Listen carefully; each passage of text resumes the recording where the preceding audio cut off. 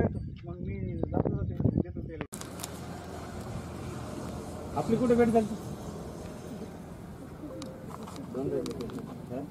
ते घेतला कुठे भेटू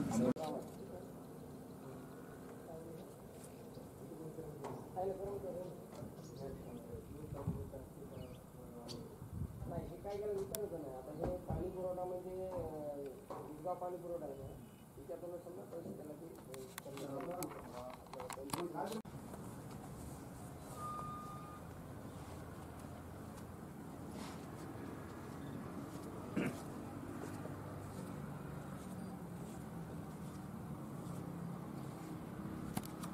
हिंगोलीच्या औंढा नागनाथ तालुक्यातील शिरड शहापूर आणि जवळा बाजार या दोन मोठ्या लोकसंख्येच्या गावांसाठी जे आहे ते पाणी पुरवठा योजनेसाठी मागील 5 ते 6 वर्षांपूर्वी विजेचा प्रश्न सुटावा म्हणून ही माझ्या पाठीमागे जो आहे तो हा सौर ऊर्जा प्रकल्प या ठिकाणी बसवण्यात आला आहे। या दोन्ही गावांना सिद्धेश्वर धरणामधून जो आहे तो पाणी पुरवठा केला जातो आणि त्या ठिकाणी जे आहे त्या ठिकाणी देखील अशाच प्रकारचा जो आहे तो सौर ऊर्जा प्रकल्प बसवण्यात आला। परंतु मागील 5 वर्षांमध्ये उद्घाटन झालं तेव्हापासून जो आहे तो या सौर ऊर्जा प्रकल्पातील विजेचा उपयोग झालेला नाही।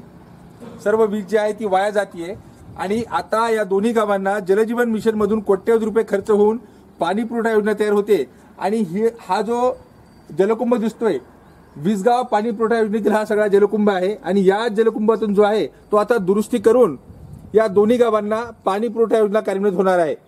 परंतु केवळ महावितरणकडून या सौर ऊर्जा प्रकल्पाला नेट मीटर रीडिंग न दिल्या गेल्यामुळे जो आहे त्यामुळं हा सगळा यातील जी वीज आहे ती वीज तयार झालेली तिचा उपयोग झाला नाही आणि हा सगळा जलशुद्धीकरण प्रकल्प तयार आहे, जलकुंभ तयार आहे, परंतु या शिरड शहापूर आणि जवळा बाजार या दोन्ही गावांची तहान भागवण्यासाठी जे आहे ते आता महावितरणकडून या सौर ऊर्जा प्रकल्पाला नेट रीडिंग मीटर जे आहे ते देण्याची मागणी वारंवार केली जाते। लोकप्रतिनिधी हा प्रश्न देखील उचलला आहे तरी देखील अजून या प्रकल्पाचे जे आहे ते महावितरणकडून त्यांना नेट मीटर रीडिंग दिल्या न गेल्यामुळं हा सगळा प्रकल्प सध्या 5 वर्षापासून धुळखात पडलाय आणि या उन्हाळ्यामध्ये तरी गावकऱ्यांना हा सगळा प्रकल्प तयार होऊन पाणी मिळावा अशी अपेक्षा आहे, तशी मागणी गावकरी करत आहे। त्याच्यानंतर जे जलजीवन योजना चालू झालेली आहे त्याच्यामध्ये शिरड शहापूर आणि जवळा बाजार येथील 2 गाव मोठे या योजनेमध्ये समावेश करण्यात आलेले आहे। त्याच्यानंतर आज रोजी सौर प्रकल्प हे 2019 ला शासनाच्या वतीने 5,80,00,000 रुपयाचा तयार करण्यात आलेला आहे। या सौर प्रकल्पामुळे की असं जनतेला जवळा बाजार व शिरडवासियांना वाटलं की बाबा आपल्याला पाणी 2 टाइम भरघोस मिळेल आणि ह्या प्रकल्पाचं आज MSEBीच्या धोरणानं 1,91,00,000 रुपये बिल भरून सुद्धा आम्हाला नेट रेटिंग मीटर दिलेलं नाही।